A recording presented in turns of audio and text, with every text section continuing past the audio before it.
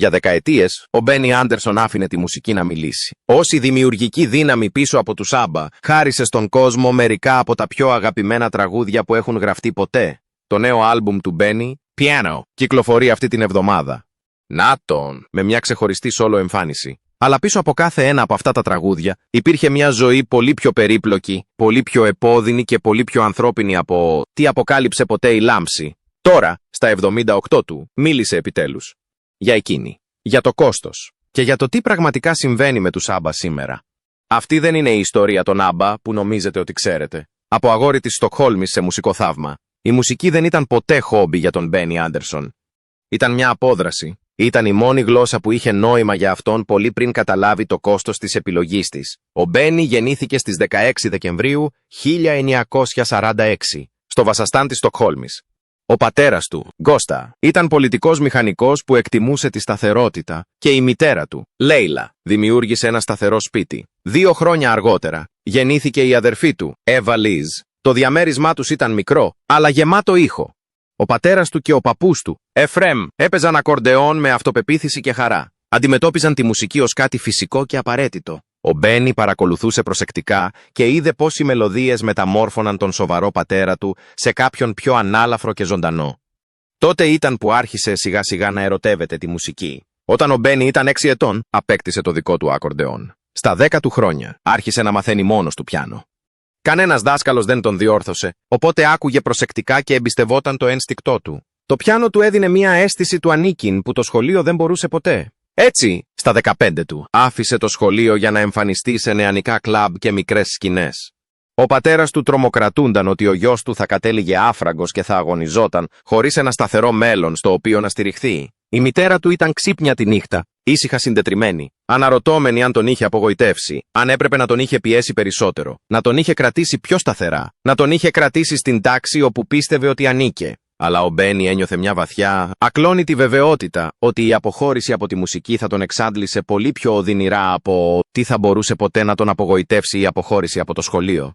Κατά τη διάρκεια αυτών των ανήσυχων χρόνων, ο Μπένι γνώρισε την Κριστίνα Γκρένβαλ, ένα κορίτσι που τον κοίταξε και είδε ακριβώς αυτό που χρειαζόταν να δει. Πραγματικό ταλέντο, πραγματική υπόσχεση. Πίστεψε σε αυτόν χωρίς δισταγμό και αυτό σήμαινε τα πάντα. Τότε, μια μέρα, ο κόσμος τους γύρισε ανάποδα. Η Χριστίνα ήταν έγκυος. Ο Μπένι ήταν κι αυτός ένα αγόρι, χωρίς σταθερό εισόδημα και χωρίς ξεκάθαρο δρόμο μπροστά του. Η πίεση ήρθε γρήγορα και ήταν σκληρή. Οι άνθρωποι γύρω τους τον παρότριναν να ζητήσει από την Χριστίνα να τερματίσει την εγκυμοσύνη για να προστατεύσει όποιο εύθραυστο μέλλον του είχε απομείνει. Ο Μπένι αρνήθηκε. Κοίταξε τι θα ακολουθούσε και αντί να τρέξει, πήρε μια σιωπηλή, επώδυνη απόφαση να μείνει σταθερός. Δεν είχε άλλη επιλογή πια από το να το κάνει να λειτουργήσει. Έτσι, έμενε περισσότερο σε μπαρ και μικρά μαγαζιά γεμάτα καπνό, παίζοντας μέσα στην εξάντληση και τον φόβο, ρίχνοντας στη μουσική του ό,τι δεν μπορούσε να πει δυνατά. Κάποιες νύχτες τα χρήματα μόλις που έφταναν για να φάνε, αλλά άντεχαν. Τα κατάφερναν σχεδόν χωρίς τίποτα, αλλά ήταν κάτι. Ήταν δικό τους. Και μετά, μόλις 2 χρόνια αργότερα, η κόρη του Έλεν ήρθε στον κόσμο, μια μικροσκοπική, όμορφη υπενθύμηση όλων όσων αγωνίζονταν. Δεν τους έσπασε. Τους ενίσχυσε. Τους έδωσε έναν λόγο που ξεπερνούσε τη φιλοδοξία ή τα όνειρα. Τώρα δεν επρόκειτο μόνο για μουσική. Επρόκειτο για εκείνη. Δεν θα τα παρατούσαν. Απλώς δεν είχαν την οικονομική δυνατότητα. Έτσι, στις αρχές του 1964, ο Μπένι και η Κριστίνα έγιναν μέλη ενός συγκροτήματος που ονομαζόταν Elveret's Spellman Slag, μια παιχνιδιάρικη αναφορά στα ηλεκτρικά όργανα. Ερμήνευσαν ζωντανά οργανικά κομμάτια όπως το Baby Elephant Walk και το Traveled Constantly, κυνηγώντας τι δουλειά μπορούσαν να βρουν. Αλλά το να παίζει μόνο του δεν ήταν πλέον αρκετό για τον Μπένι. Άρχισε να γράφει τα δικά του τραγούδια, οθούμενος από την επιθυμία να δημιουργήσει κάτι που θα ήταν εξ ολοκλήρου και αναμφισβήτητα δικό του. Αλλά πίσω στην πατρίδα κάτι έσπαγε σιωπηλά. Ενώ ο Μπένι χανόταν στις πρόβες που διαρκούσαν μέχρι αργά το βράδυ, η Κριστίνα ήταν μόνη με 2 μικρά παιδιά. Είχε πιστέψει σε αυτόν από την αρχή, είχε σταθεί δίπλα του όταν οι άλλοι της έλεγαν να φύγει. Αλλά η πίστη δεν καταπράουνει ένα άρρωστο παιδί στις 3 το πρωί. Όταν ο πατέρας του είναι κάπου στη σκηνή, ζει μέσα στη μουσική του. Ζήτησε σταθερότητα. Ζήτησε να νιώθει σαν σύντροφος, όχι σαν υποσημείωση. Ο Μπένι της υποσχέθηκε ότι δεν θα αργούσε πολύ. Αυτή η επιτυχία ήταν πρώτον πυλών. Και το εννοούσε. Το εννοούσε πραγματικά. Αλλά η γωνία δεν φαινόταν ποτέ να φτάνει. Δεν υπήρχε καμία τρομερή νύχτα που να τους τελείωσε. Ήταν πιο αργή και σκληρή από αυτό, μια σταδιακή παρασυρώμενη ατμόσφαιρα, σαν δύο άνθρωποι που στέκονταν πάνω σε πάγο που έσπαγε σιωπηλά κάτω από τα πόδια τους. Η Χριστίνα χρειαζόταν έναν άντρα που θα μπορούσε να γυρίσει σπίτι. Ο Μπένι χρειαζόταν μουσική όπως οι περισσότεροι άνθρωποι χρειάζονται τον αέρα. Κανένας από τους δύο δεν είχε άδικο. Αλλά δεν μπορούσαν να σώσουν ο ένας τον άλλον. Όταν τελικά τελείωσε, η σιωπή που άφησε πίσω της ήταν συντριπτική. Ο Μπένι κουβαλούσε την ενοχή ότι ήξερε τι της είχε κοστίσει η απουσία του. Στοίχησε και στους δύο. Και η Χριστίνα έμεινε να μεγαλώσει τα παιδιά τους, κρατώντας τα σπασμένα κομμάτια μιας ζωής για την οποία είχε θυσιάσει τόσα πολλά. Ο Μπένι έριξε λαχτάρα και σύγκρουση στο γράψιμό του.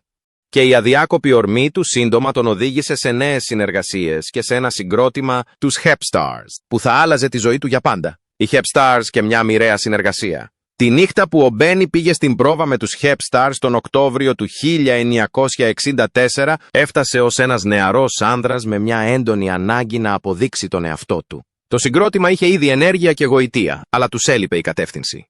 Τη στιγμή που ο Μπένι κάθισε στα πλήκτρα, όλα έγιναν πιο έντονα. Το παίξιμό του είχε μια αυτοπεποίθηση που γέμιζε το δωμάτιο. Μέσα σε λίγες εβδομάδες δεν ήταν πλέον απλώς ο πληκτράς.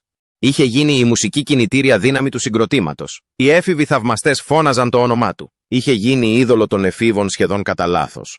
Τον Μάρτιο του 1965, λίγους μόνο μήνες αφότου εντάχθηκαν, το συγκρότημα έκανε την εμφάνισή του με τους Cadillac. Ο Μπένι οδήγησε δυναμικά σε αυτή την επιτυχία. Πίεσε τις πρόβες για μεγαλύτερο χρονικό διάστημα, απέτησε πιο αυστηρές ενορχιστρώσεις και άρχισε να γράφει πρωτότυπα τραγούδια επειδή κατάλαβε ότι η διασκευή της μουσικής άλλων ανθρώπων δεν θα εξασφάλιζε ποτέ το μέλλον τους. Παρουσίασε τα τραγούδια No Response, Sunny Girl, Wedding, Consolation και She Will Love You. 1-1. Τα τραγούδια ανέβηκαν στα charts. Οι Hep Stars μεταμορφώθηκαν από μια μπάντα με διασκευές σε ένα συγκρότημα με έναν εντελώς δικό τους ήχο. Τον Ιούνιο του 1966, ο Μπένι συναντήθηκε με κάποιον που θα άλλαζε τη ζωή του για πάντα. Οι Hep Stars και το συγκρότημα του Björn Ulvaeus, οι Hootenanny Singers, βρέθηκαν στο ίδιο κύκλωμα περιοδίας, μοιράζοντας σκηνές και καμαρίνια σε όλη τη Σουηδία. Νύχτα με τη νύχτα. Ο Μπένι και ο Björn κατέληγαν δίπλα-δίπλα, μιλώντας μουσική, ανταλλάσσοντας ιδέες, ολοκληρώνοντας ο ένας τις προτάσεις του άλλου. Ο Björn ήταν στοχαστικός και ακριβής, με ένα βαθύ ένστικτο για μελωδία και στίχους. Ο Μπένι ήταν ενστικτώδης και τολμηρός, ικανός να μετατρέψει μία απλή ιδέα σε κάτι που σε συνόδευε για μέρες. Τι έλειπε από τον έναν, το κουβαλούσε φυσικά ο άλλος. Το πρώτο τους τραγούδι μαζί, Isn't it easy to say, έμοιαζε λιγότερο με συνεργασία και περισσότερο με μια συζήτηση που πάντα περίμενε να συμβεί. Έπειτα, ήρθε η νύχτα του 1969 που άλλαξε αθόρυβα τα πάντα. Στο Melody Festivalen, τον πιο διάσημο διαγωνισμό τραγουδιού της Σουηδίας, η Φρίντα ήταν στη σκηνή, διαγωνιζόμενη με το τραγούδι της Herliger Vorjord. Ο Μπένι ήταν εκεί στο κοινό ως συνθέτης. Είχε δει πολλούς ταλαντούχους τραγουδιστές μέχρι τότε. Αλλά όταν η Φρίντα άρχισε να τραγουδάει, κάτι μέσα του σταμάτησε. Ένας φίλος που στεκόταν δίπλα του θυμήθηκε αργότερα ότι ο Μπένι σταμάτησε στη μέση της πρότασης και απλώς τον κοίταξε επίμονα. Δεν μπορούσε να αλλάξει το βλέμμα του. Μετά τον διαγωνισμό, του σύστησαν στα παρασκήνια. Μίλησαν για τη μουσική σε βάθος και εύκολα, με τον τρόπο που μόνο δύο άνθρωποι που την καταλαβαίνουν πραγματικά μπορούν. Κανένας από τους δύο δεν ήθελε να τελειώσει η συζήτηση. Τις εβδομάδες που ακολούθησαν, ο Μπένι και η Φρίντα συνέχισαν να βρίσκουν λόγους να βρίσκονται στον ίδιο χώρο. Πρόβες, ηχογραφήσεις, αργά βράδια που κράτησαν πολύ περισσότερο από το προγραμματισμένο. Αυτό που ένιωθαν ήταν αναμφισβήτητο και τελικά αδύνατο να κρυφτεί. Όταν ο Μπένι τελικά της είπε πως ένιωθε, η Φρίντα δεν δίστασε. Τον φίλησε. Την ίδια περίπου εποχή, ο Björn γνώρισε την 19χρονη Αγνίθα Φέλτσκογκ στα γυρίσματα ενός τηλεοπτικού μουσικού σόου τον Μάιο του 1969. Ήταν ήδη στάρ από μόνη της. Χαρισματικός, όμορφος και διακριτικά μαγευτικός, ο Björn γοητεύτηκε αμέσως. Σύντομα, οι τέσσερις τους, ο Μπένι, η Φρίντα, ο Björn και η Αγνίθα άρχισαν να περνούν περισσότερο χρόνο μαζί. Υποστήριζαν ο ένας το έργο του άλλου, εναρμονίζονταν για την αγνή χαρά που τους προκαλούσε και ανακάλυψαν κάτι σε εκείνες τις κοινές στιγμές που κανένας τους δεν μπορούσε ακόμα να ονομάσει. Αυτό που ξεκίνησε ως φιλία και μουσική σιγά σιγά έγινε κάτι πολύ μεγαλύτερο από τι περίμεναν. Η γέννηση των Άμπα, τον Απρίλιο του 1970. Ο Μπένι, ο Björn, η Αγνέθα και η Φρίντα στέκονταν μαζί σε μια παραλία στην Κύπρο χωρίς κανένα σχέδιο να γράψουν ιστορία. Ήταν απλώς τέσσερις Σουηδοί μουσικοί σε ένα ταξίδι, γελώντας, χαλαροί και μακριά από την πίεση των στούντιο και των charts. Κάποιος άρχισε να τραγουδάει. Ένας άλλος συμμετείχε. σύντομα, και οι 4 φωνές μπερδεύτηκαν στον ζεστό βραδινό αέρα. Αυτό που ξεκίνησε ως αστείο έγινε σοβαρό μέσα σε λίγα λεπτά. Στρατιώτες των Ηνωμένων Εθνών που στάθμευαν κοντά τους άκουσαν και συγκεντρώθηκαν πιο κοντά. Οι 4 Σουηδοί κοιτάχτηκαν στο φως που έσβηνε και το ένιωσαν κι αυτοί. Κάτι σπάνιο συνέβαινε ανάμεσά τους. Κάτι που άξιζε να προστατευτεί. Πίσω στην πατρίδα, ο Μπένι και ο Μπιόρν είχαν ήδη ξεκινήσει την ηχογράφηση του πρώτου τους κοινού άλμπουμ, Laika. Η Άγνεθα και η Φρίντα μπήκαν στο πλευρό τους για να τραγουδήσουν δεύτερα φωνητικά σε πολλά κομμάτια. Και τη στιγμή που οι φωνές τους μπήκαν στο δωμάτιο, όλα άλλαξαν. Οι γυναικείες φωνές τυλίχτηκαν γύρω από τις μελωδίες του Μπένι και του Μπιόρν, σαν κάτι που έλειπε πάντα. Οι νότες μαλάκωσαν. Τα τραγούδια είχαν διαφορετική ανάσα. Όλοι το άκουσαν και κανένας τους δεν μπορούσε να το αγνοήσει. Αποφάσισαν να μεταφέρουν αυτή την όμορφη σχέση στη σκηνή. Το project ονομαζόταν Festfall, ένα όνομα που σήμαινε λατρεύω τα πάρτι, αλλά υποδήλωνε και αρραβωνιασμένα ζευγάρια. Έκανε τον ντεμπούτο του την 1η Νοεμβρίου 1970 στο Γκέτεμποργκ. Οι κριτικές ήταν ως επιτοπλίστων αρνητικές. Οι κριτικοί δεν κατάλαβαν τι προσπαθούσαν να κάνουν οι 4 τους. Κάποιοι το χαρακτήρισαν μπερδεμένο. Άλλοι το χαρακτήρισαν ακατάστατο. Ωστόσο, ένα τραγούδι ξεχώρισε. Το Hey, Gambleman, γραμμένο από τους Björn και Benny, διέλυσε κάθε αμφιβολία. Το κοινό ανταποκρίθηκε αμέσως. Το τραγούδι ανέβηκε στο νούμερο 5 στα charts πωλήσεων και στη συνέχεια διατήρησε την πρώτη θέση στο Sverige-topplistan για 15 εβδομάδες. Οι κριτικοί δίστασαν, αλλά το κοινό είχε μιλήσει. Μέχρι το 1971, οι 4 συνεργάζονταν συνεχώς. Πρόσθεσαν φωνητικά ο ένας στα τραγούδια του άλλου και έκαναν περιοδίες πιο συχνά. Ο Μπένι και ο Μπιόρν κυκλοφόρησαν singles όπως τα Det kan ingen Dr. Hjälpa και Tankom Jordan με τις φωνές της Αγνέθα και της Φρίντα πιο έντονες από ποτέ. Μάθαιναν πώς να δημιουργούν τραγούδια που να τους δίνουν μία αίσθηση οικειότητας και μεγαλοπρέπειας. Στο παρασκήνιο στεκόταν ο μάνατζερ τους, Stig Andersson. Αυτός τους όθησε να σκεφτούν πέρα από τη Σουηδία. Τους παρότρινε να γράψουν πιο δυνατά hooks, πιο καθαρούς αγγλικούς στίχους και μεγαλύτερα ρεφρέν. Κάποιοι ειδικοί είπαν ότι ο Stig μπορεί να ήταν απαιτητικός, αλλά έβλεπε αυτό που άλλοι δεν έβλεπαν ακόμα. Είδε δυνατότητες εξαγωγής. Το 1972 συμμετείχαν στο Melody Festivalen με το τραγούδι Segde med en Song. Τερμάτισε τρίτο, αλλά παρόλα αυτά έγινε επιτυχία σε όλη τη Σουηδία. Έπειτα ήρθαν νέα από κάπου που κανείς τους δεν περίμενε, την Ιαπωνία. Το τραγούδι τους, She's My Kind of Girl, είχε σκαρφαλώσει στο κορυφαίο δεκάρι της Ιαπωνίας. Κοιτάχτηκαν με σιωπηρή δυσπιστία. Αν η μουσική τους μπορούσε να φτάσει τόσο μακριά, να διασχίσει τόσο μεγάλο ωκεανό και να προσγειωθεί στις καρδιές ανθρώπων που δεν τους είχαν ακούσει ποτέ, τότε ίσως ο Stig να είχε δίκιο εξ αρχής. Τον Ιούνιο του 1972 κυκλοφόρησαν το People Need Love με την Αγνέθα και τη Φρίντα να εμφανίζονται πιο έντονα και να αναφέρονται και οι 4. Έφτασε στο νούμερο 17 στη Σουηδία, αλλά μπήκε στα charts των Ηνωμένων Πολιτειών. Ήταν μια μικρή ρογμή σε έναν τεράστιο τοίχο, για πρώτη φορά που η Αμερική το πρόσεξε. Ο Stig Andersson σύντομα έδωσε στο συγκρότημα ένα νέο όνομα που σχηματίστηκε από τα πρώτα γράμματα των ονομάτων τους. ABBA. Το όνομα ανήκε επίσης σε μια σουηδική εταιρεία κονσερβοποίησης ψαριών, η οποία παρήχε άδεια εφόσον το συγκρότημα δεν την ντρόπιαζε. Μέχρι τα τέλη του 1973, το όνομα εμφανιζόταν στα έγγραφα του στούντιο. Το 1974, οι ABBA κέρδισαν την επιλογή του τραγουδιού της Σουηδίας στις 9 Φεβρουαρίου με το τραγούδι Waterloo. Στις 6 Απριλίου, κέρδισαν τον διαγωνισμό τραγουδιού της Eurovision ερμηνεύοντας τα αγγλικά. Το Waterloo έφτασε στο νούμερο 1 σε 9 χώρες και μπήκε στο top 10 στις Ηνωμένες Πολιτείες, φτάνοντας στο νούμερο 6. Ξαφνικά, η ABBA δεν ήταν πλέον απλώς ένα πολλά υποσχόμενο συγκρότημα από τη Σουηδία, αλλά ήταν διεθνής. Περιόδευσαν σε Ευρώπη, Αυστραλία, Βόρεια Αμερική και Ιαπωνία, γεμίζοντας αρένες κάθε βράδυ. Τον Ιανουάριο του 1977, η μεγάλη τους περιοδεία ξεκίνησε στην Νορβηγία και σάρωσε όλη την Ευρώπη πριν καταλήξει στην Αυστραλία, όπου ακόμη και η δυνατή βροχή και μια απειλή για βόμβα στο Πέρθ δεν μπόρεσαν να κρατήσουν τα πλήθη μακριά.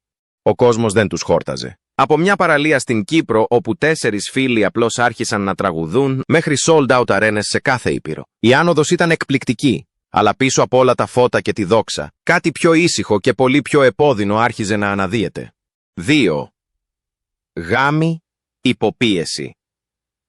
Στις 6 Οκτωβρίου 1978, ο Μπένι και η Φρίντα παντρεύτηκαν επιτέλους. Ήταν μαζί για 7 χρόνια, μέσα από τις πρώτες δυσκολίες, την πρωτοπορία, τις παγκόσμιες περιοδίες, τις sold-out αρένες, Είχαν παρακολουθήσει τους Σάμπα να κατακτούν τη μία χώρα μετά την άλλη και στάθηκαν δίπλα-δίπλα σε όλα αυτά.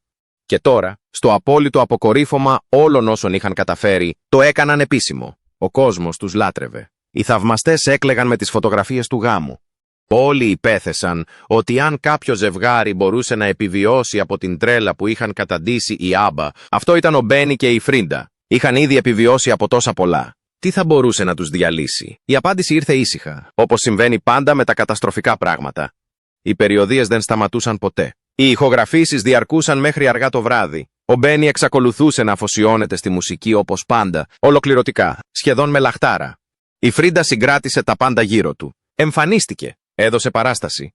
Χαμογελούσε μπροστά στις κάμερες, απαντούσε σε ερωτήσεις και επέστρεφε σπίτι σε ένα άδειο σπίτι κάθε φορά που ο Μπένι έμενε έξω μέχρι αργά ηχογραφώντας. Το έκανε ξανά την επόμενη μέρα. Είχε περάσει όλη της τη ζωή μαθαίνοντας πώς να αντέχει. Το άντεξε κι αυτό. Αλλά κάτι άλλαζε μέσα στον Μπένι που η Φρίντα μπορούσε να νιώσει πολύ πριν προλάβει να το ονομάσει. Ήταν παρόν στο στούντιο. Ήταν παρόν στη σκηνή. Αλλά στο σπίτι ήταν κάπου εντελώς αλλού. Η απόσταση μεταξύ τους μεγάλωνε στη σιωπή, όπως ο πάγος λεπταίνει πριν σπάσει. Κανένας από τους δύο δεν ήθελε να το πει φωναχτά, οπότε κανένας από τους δύο δεν το έκανε. Τότε, μια μέρα, ο Μπένι γύρισε σπίτι και της είπε την αλήθεια. Είχε γνωρίσει κάποιον. Μια τηλεοπτική παρουσιάστρια ονόματι Μόνα Νούρκλετ. Και δεν ήταν κάτι καινούριο. Ήταν ήδη μαζί της μήνες.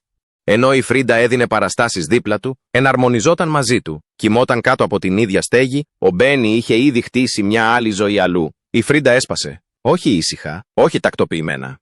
Έσπασε όπως ένας άνθρωπος όταν αυτός που εμπιστευόταν περισσότερο του τα παίρνει όλα σε μια μόνο συζήτηση. Επειδή αυτός δεν ήταν απλώς ο σύζυγός της, αυτός ήταν ο άντρας για τον οποίο είχε πει ανοιχτά και δημόσια ότι την έβγαλε από τις πιο σκοτεινές στιγμές της. Ο άντρας που την είχε κάνει να νιώσει για πρώτη φορά στη ζωή της ότι κάποιος την είχε πραγματικά. Όταν ο Μπένι βγήκε από εκείνη την πόρτα, δεν δέχτηκε απλώς τον γάμο. Δέχτηκε την ασφάλεια γύρω από την οποία είχε χτίσει ολόκληρη την αίσθηση του εαυτού της. Μετά από εκείνη την σπαρακτική εξομολόγηση, δεν ξαναγύρισε σπίτι. Αυτό που το έκανε σχεδόν αφόρητο ήταν ότι εκείνη έπρεπε να μπαίνει στο ίδιο στούντιο με αυτόν. Όσοι ήταν παρόντες κατά τη διάρκεια εκείνων των ηχογραφήσεων, είπαν ότι η ατμόσφαιρα ήταν εξαιρετικά βαριά.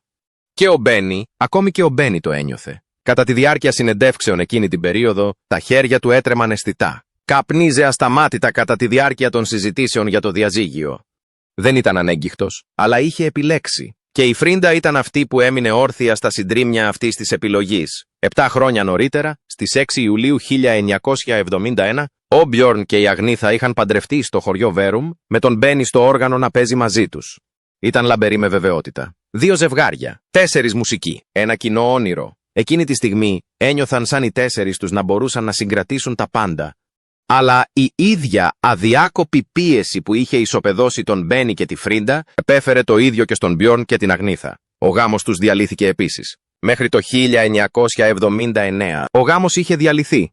Η Αγνίθα το αντιμετώπισε όλο αυτό μπροστά σε κοινή θέα, χωρίς να έχει πουθενά ήσυχο να θρηνήσει. Τον Ιούλιο του 1980 κυκλοφόρησε το Winner Takes It All.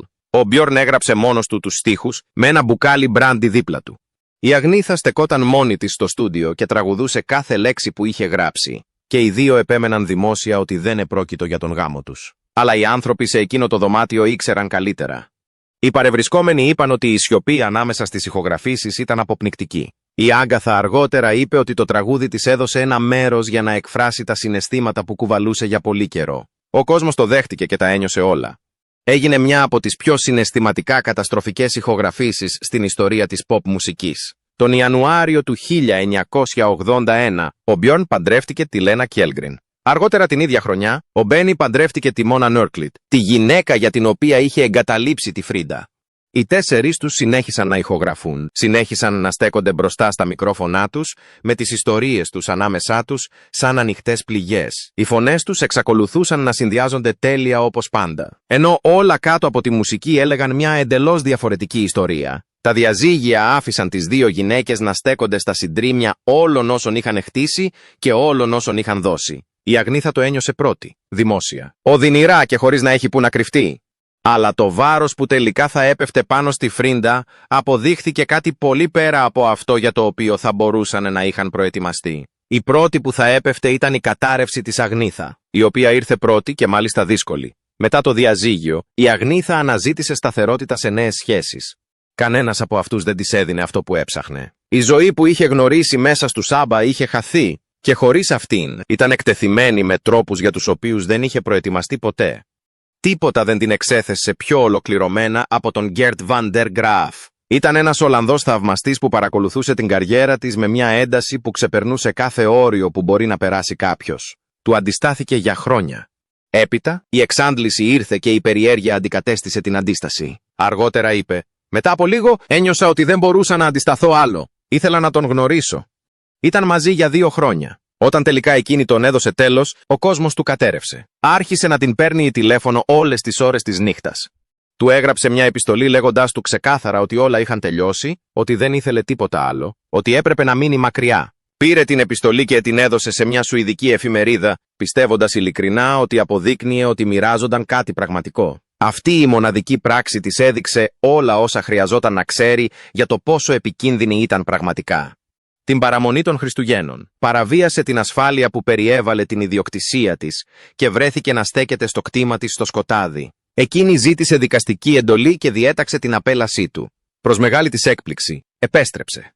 Στη συνέχεια, την παραμονή των γενεθλίων της, επέστρεψε στη Σουηδία και εμφανίστηκε ξανά έξω από το σπίτι της, λέγοντας στην αστυνομία ότι ήθελε μόνο 5 λεπτά μαζί της. Η Αγνήθα είπε στις αρχές: «Περιέγραψε τη σχέση μας ως Ρωμαίος και Ιουλιέτα. Μοιάζει περισσότερο με τον Τζέκιλ και τον Χάιντ». Έπαιρνε φάρμακα μόνο και μόνο για να κοιμάται το βράδυ. Ζούσε με φόβο μέσα στους τοίχους του σπιτιού της. Αποσύρθηκε στην Σουηδική ύπαιθρο και εξαφανίστηκε σχεδόν εντελώς από τη δημόσια ζωή. Για χρόνια δεν τραγουδούσε ούτε καν άκουγε μουσική. Όταν τελικά κυκλοφόρησε ένα άλμπουμ το 2004, το γέμισε με τραγούδια από τη δεκαετία του 1960. Μουσική πριν από τους Σάμπα, πριν από τους The Fame. Πριν όλα αυτά τη στερήσουν τόσα πολλά. Καθώς τα χρόνια περνούσαν, το συγκρότημα τελικά μπήκε στην περίοδο ηχογράφησης του The Visitors. Η διάθεση είχε αλλάξει εντελώς. Τα τραγούδια μιλούσαν για αποτυχημένες σχέσεις, πολιτική καταπίεση, απώλεια της αθωότητας και γύρανση. Αλλά πίσω από τη μουσική κρυβόταν μια ήσυχη ένταση που κανείς δεν μπορούσε να αγνοήσει ή να απορρίψει. Η Φρίντα και η Αγνήθα έπρεπε να τραγουδήσουν στίχους που αντιχούσαν τις αναμνήσεις και τις πικρές εμπειρίες τους. Ο Μπένι και ο Μπιόρν έπρεπε να ακούσουν γυναίκες που κάποτε αγαπούσαν να ζωντανεύουν αυτά τα λόγια. Έξω, ο κόσμος εξακολουθούσε να τους βλέπει ως μια τέλεια παρέα. Κι όμως, κάτι εύθραυστο συνέβαινε κάτω από την επιφάνεια της φήμης τους. Η αθωότητα των πρώτων χρόνων είχε εξαφανιστεί και το ανέμελο γέλιο είχε ξεθοριάσει. Στη θέση της βρισκόταν η ωριμότητα, η εμπειρία και η θλίψη που μόνο αυτοί μπορούσαν να καταλάβουν. Το 1982, οι Άμπα έκαναν την τελευταία τους τηλεοπτική εμφάνιση στη Σουηδία. Στις 11 Δεκεμβρίου 1982, εμφανίστηκαν για τελευταία φορά μέσω ζωντανής σύνδεσης με την εκπομπή Late Late Breakfast του Ηνωμένου Βασιλείου. Το συγκρότημα διαλύθηκε ήσυχα και χωρίς φανφάρα.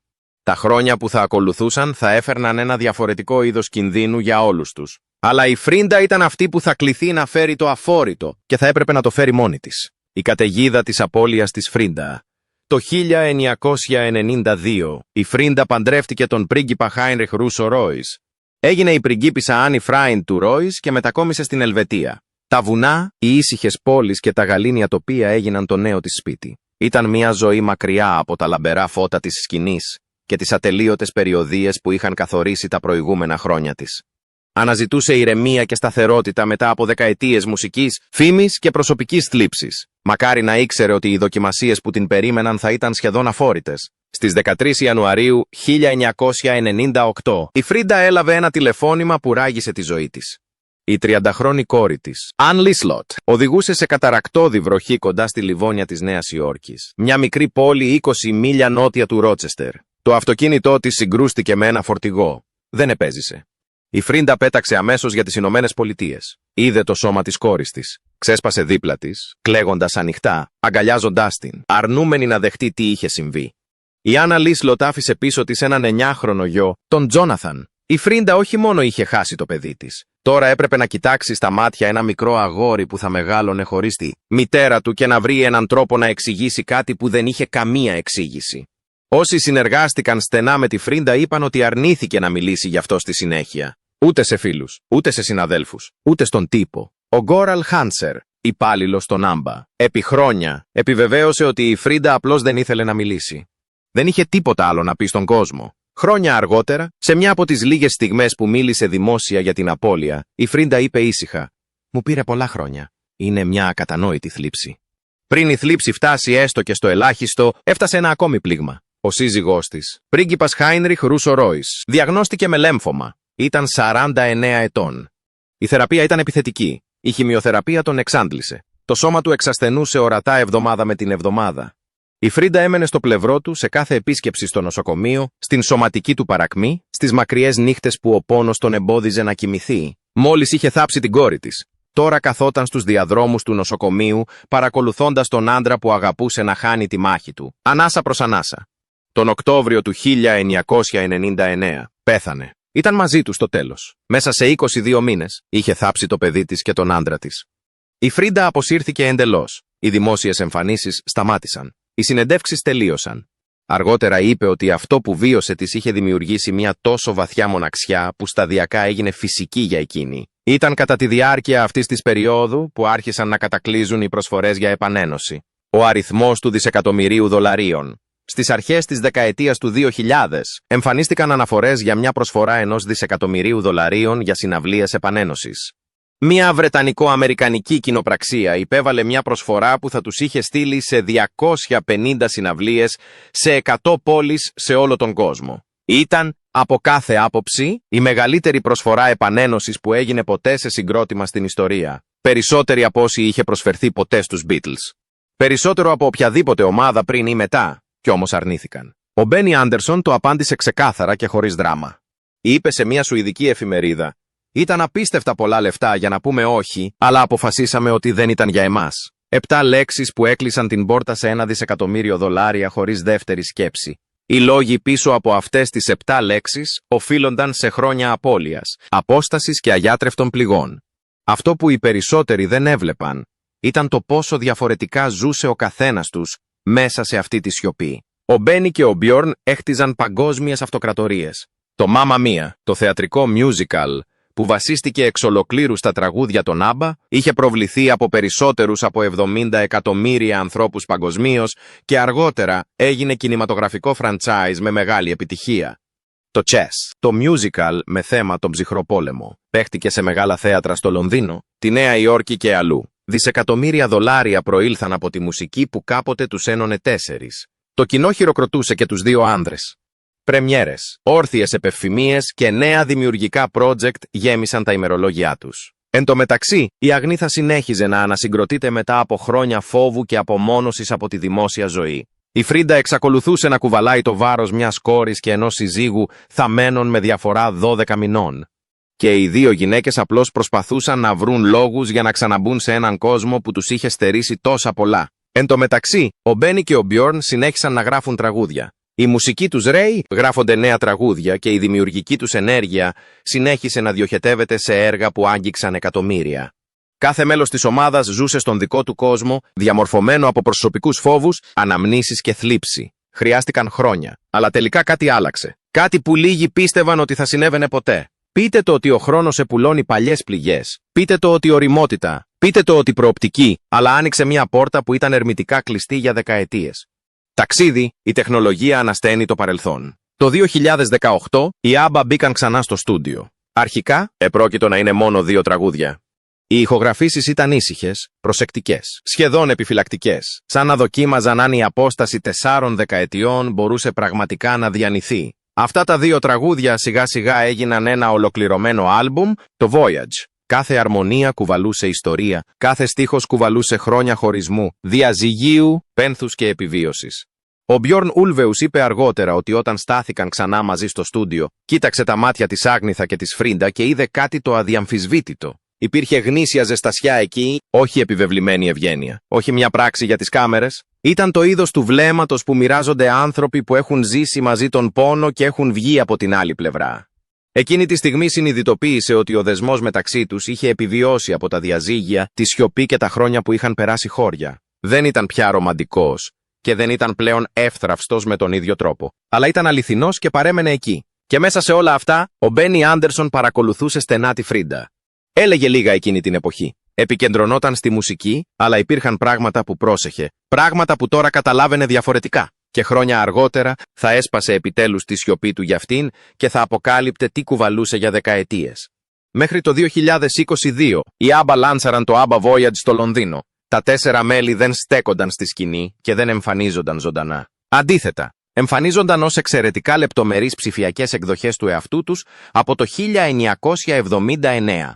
Πριν από την έναρξη της παράστασης, πέρασαν εβδομάδες σε ένα στούντιο καταγραφής κίνησης, φορώντας φόρμες, ενώ οι κάμερες κατέγραφαν τις κινήσεις και τις εκφράσεις του προσώπου τους. Αυτές οι ηχογραφήσεις χρησιμοποιήθηκαν στη συνέχεια για να δημιουργήσουν ρεαλιστικά avatar που εμφανίζονται στη σκηνή κάθε βράδυ. Μια ειδικά κατασκευασμένη αρένα στο Ανατολικό Λονδίνο κατασκευάστηκε ειδικά για την παράσταση, εξοπλισμένη με προηγμένο φωτισμό. Μια ζωντανή μπάντα και μια τεράστια ψηφιακή οθόνη που συνδύαζε τα avatar με φυσική σκηνοθεσία. Πωλήθηκαν περισσότερα από 1 εκατομμύριο εισιτήρια και οι θαυμαστές απόλαυσαν μια ολοκληρωμένη συναυλία των ABBA. Ενώ ο κόσμος γιόρταζε το Voyage, η Φρίντα κουβαλούσε κάτι που το κοινό δεν είχε ιδέα. Το φθινόπωρο του 2023, ο εγγονός της, ο Jonathan, πέθανε. Ήταν 34 ετών. Είχε διαγνωστεί με καρκίνο του στομάχου. Η Φρίντα τον παρακολουθούσε να περνάει την εμπειρία. Είχε ήδη σταθεί δίπλα στο φέρετρο της κόρης της. Τώρα παρακολουθούσε το μοναχοπέδι της Άνλις Λότε να παλεύει για τη ζωή του και να χάνει. Είχε ζήσει περισσότερο από την κόρη της και τον γιο της κόρης της. Κι όμως, εμφανίστηκε. Στάθηκε ακόμα δίπλα στον Μπένι, τον Μπιόρν και την Άγνετα και έδωσε στον κόσμο αυτό που ζητούσε. Δουλεύοντας ξανά μαζί στο στούντιο, παίρνοντας αποφάσεις, ηχογραφώντας φωνητικά και καθισμένοι στο ίδιο δωμάτιο, επανέφεραν ένα επίπεδο εμπιστοσύνης που χρειάστηκε χρόνια για να ξαναχτιστεί. Η ζεστασιά για την οποία είχε μιλήσει ο Μπιόρν Ουλβέους δεν εξαφανίστηκε μετά την ολοκλήρωση του άλμπουμ. Παρέμεινε παρούσα στον τρόπο που μιλούσαν ο ένας στον άλλον, στον τρόπο που άκουγαν. Ήταν σταθερή, συγκρατημένη και αληθινή. Και με την πάροδο του χρόνου, αυτή η ανανεωμένη σύνδεση δημιούργησε χώρο για συζητήσεις που κάποτε ήταν πολύ επώδυνες. Ο Μπένι ομολογεί την αλήθεια για εκείνη. Στις 27 Μαΐου 2025, ο Μπένι Άντερσον και η Άνι Φριντ Λίγκσταντ κάθισαν μαζί μέσα στο ABBA Arena στο Λονδίνο για να γιορτάσουν την 3η επέτειο του Voyage.